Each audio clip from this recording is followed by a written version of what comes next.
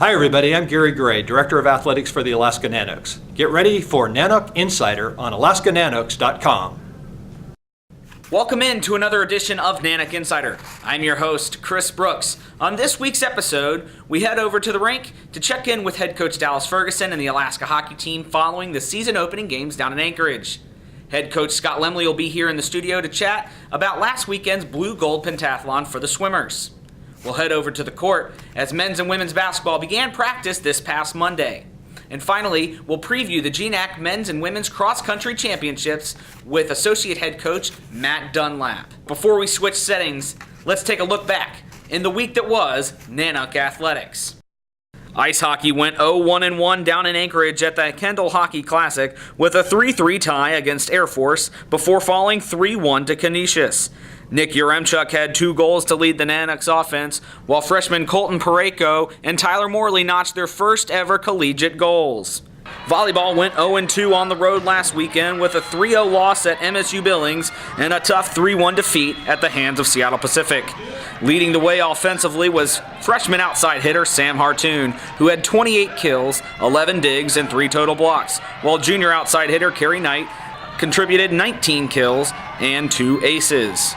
Swimming dove in with its annual blue-gold pentathlon last Saturday. Team Blue came back this year to down Team Gold with 321 total points to Gold's 379. Sophomore Margot Adams was the top individual for the Nanooks with 2 wins and 3 runner-up showings for a total of 8 points, besting Sam Taylor by 2.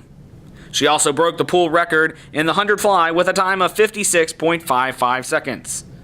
Now let's head over to Patty Ice Arena, where we caught up with head coach Dallas Ferguson and student athletes Colton Parayko and Nick Yaremchuk. And I think that, looking at the weekend, I thought the Friday night game was a good hockey game. I thought it was this experienced, strong team, and I thought it was kind of back and forth. Each team had scoring chances, ended in a tie, and we got the shootout win. I was happy with the performance. I look at the Saturday performance. I didn't think that we responded very well. I mean, as far as after that first goal, I thought that we kind of had a breakdown with our fourth line in the offensive zone face-off, and there's a back check, and we missed a read and a tip in. And I don't know if we responded the right way after the goals. I mean, we got ourselves down 3-0, and it's it doesn't matter who you're playing or what's going on. It's always a difficult situation, and we put ourselves in a position to backs against the wall going into the third period. We're working on cycling the puck a little bit more, possessing the puck. We just gave it away way too much, and so we got to hang on to that puck and create offense ourselves, work for the offense instead of trying to make it. We got to have it just come to us. We got to work for it a little bit more. It's lots of attention to detail in the defensive zone itself, and lots of communication, so we're all on the same page in the D zone. Working just alone in the D zone on our battles and 3-on-2s and down low, and just 3-on-3s. This week we wanted to address some things from the weekend. Guys had a good practice yesterday. They're competing hard today, working on a lot of just scoring habits and staying on pucks. And I think that's one thing when you're looking at scoring more goals. You're going to have to manufacture them, and a lot of times it's just going to the front of the net and throwing pucks there. I think that's something we can do a lot better job of, just getting more pucks to the net and having bodies there, and not looking for necessarily the ESPN fancy play goal, but really getting some dirty goals. And I think when you start to manufacture them that way, then it creates some other opportunities to score goals as well. Coming up next on Nanook Insider, women's swim head coach Scott Lemley. Welcome back to Nanook Insider. We're joined by head coach Scott Lemley of women's swimming. Scott, last weekend blue-gold pentathlon here at the Patty Center saw 1 pool record fall and Margot Adams as your top individuals. Just talk about how everything went. Well, it was a good meet. The meet reflected our training. All of our sprinters, we've been adjusting their training this year, and they're showing that speed. They had a fabulous meet. And then the girls who focus on the 200 to 400s, they were a little more tired, but they looked really, really strong. So it's exactly where we need to be. Also talk about preparing 2 weeks away from Cal Baptist coming up to town as you get your regular season underway. Yeah, we're scouting them right now. They had a pentathlon themselves last week, and we compared very favorably to what they did. And then this week they have their first dual meet. So we'll look at those results, and then if we need to adjust our lineup a little bit, we'll do that. But we expect a close meet. We were close last year, and if the girls are in form, we should be able to win one of the two meets this coming weekend, or 2 weekends. How happy are you with where all of your young ladies are right now? Really pleased. Of course, it's early in the season. We have 20 weeks left, but I'll take it every time. When they train at the level that they do, good things usually happen. All right, Coach. Well, thanks for the time. Coming up next on Nanook Insider, we're going to head to the court as men's and women's basketball practice is underway.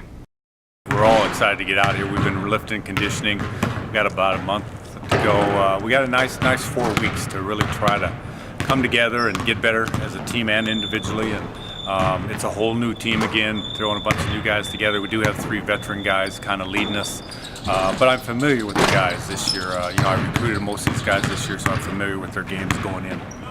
Now, within 4 weeks of playing, you can practice 20 hours a week, so you can get pre-practice in, post-practice, where before we were just limited to 2 hours. So it's you can be in the gym. This is the best time of the year as a coach because you can be in the gym with your guys. It's a great time of year. We really just look forward to seeing all the new faces and how things come together. We're definitely ahead of the game this year with just a lot of juniors, a lot of kids with experience, the returning class that want to be here. Everybody's just really excited and out on the court and making lots of noise. So we're seeing a lot of positive things here in the first day. We're going to be more experienced. These guys have played a year or 2 in college already, and we've added strength. I think our power forward spots are stronger physically than we were last year, and we have guys that have grown up playing basketball. I think they have a good field to play, and they're tough kids. So I'm excited to put it together. Obviously, it's a process, but I'm excited to see what we can put together with this new group. I like this group. I like what they're all about. Do we have enough talent to do great things? I'm not sure. I guess time will tell. But I like the different parts to this group. We have some speed, some quickness. We've got some really strong ball handlers. I've seen some really good things in our shooting as well, which is something we definitely have been striving for in the off season, trying to get kids shot ready. So that we can not only shoot but score, and that's really good. And down low, I've got a couple of kids that are really strong, really read well on the rebounds. So as we put it all together, I think we're going to have a fairly solid offense, and hopefully with that speed, the quickness, and the shooting and the strength, it makes a great combination. We're just looking forward to the season to get started. We've got 4 weeks of preseason training, games come, and it just rolls really quickly. So we're taking every opportunity to get better, and just really looking forward to getting out on the court, putting a uniform on, and hearing that horn blow. So hopefully everybody can stay up with us on the internet and through the newspaper. There's just a lot of outlets to follow this team, and hopefully we'll have some success. Hi, I'm Jordan Ferland. And I'm Sam Hartoon from Alaska Volleyball. And you're watching Nanook Insider on AlaskaNanooks.com. Welcome back to Nanook Insider. We're joined at this time by Associate Head Coach of Men's and Women's Cross Country, Matt Dunlap. Matt, getting ready to head down to Western Oregon for the GNAC Championships this weekend. Talk about some of the expectations you have for both your squads this weekend. Yep, we're heading down to GNACs. Always an exciting race for us.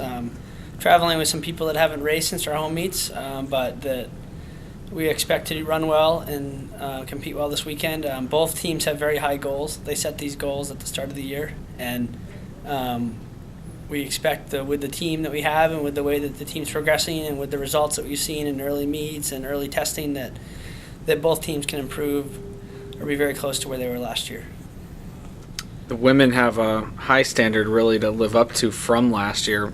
Obviously, different personnel, but the women definitely want to be in that top 4 or 5 in GNACs heading into the Western Region Championships. That's exactly right. Yeah, we've lost a few women and from last year, and one woman has an injury and won't be able to run for us this year. But the women that we do have, we are running very well right now in workouts and in some of the early season meets that we've been to, and we expect big things out of them, as do they. They've set that standard high and want to continue with that and want to run well as a team and be in that top 4 or 5.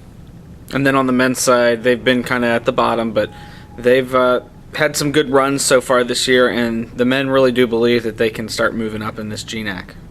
Yes, our men have run exceptionally well this year, especially on the road. In our first race, we had a pack time of 1 through 5 of 52 seconds, and then 1 through 4 was a little bit better than that on our last trip, and I expect us to have a very tight group of guys, and that'll hopefully help us run very well as a team in this big championship race. How nice is it that you finally get to? You've been racing against different GNAC teams throughout the year, but now everyone's getting together for 2 big races. It's awesome. You know, we've seen some teams, and you know, everybody rests people at different times, similar to us. But you know, GNAC's able to bring their best team, and so it'd be a great test for us heading into regionals, and I expect both of our teams to do better. All right, Matt. Well, thanks for the time, and we appreciate you being here on this week's episode of Nanook Insider. Thanks, Chris. Well, we'd like to thank all of the guests this week for being on Nanook Insider. Remember, volleyball hosts Western Oregon this Thursday for Dig Pink Night, so remember to wear pink in the fight against breast cancer.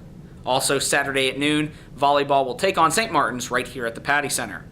On Friday and Saturday, it's the home openers for the Nanooks as they take on Merrimack on Friday at 8:05 and North Dakota Saturday at 7:05. Thanks for joining us here on Nanook Insider on AlaskaNanooks.com, and we'll see you right here next week.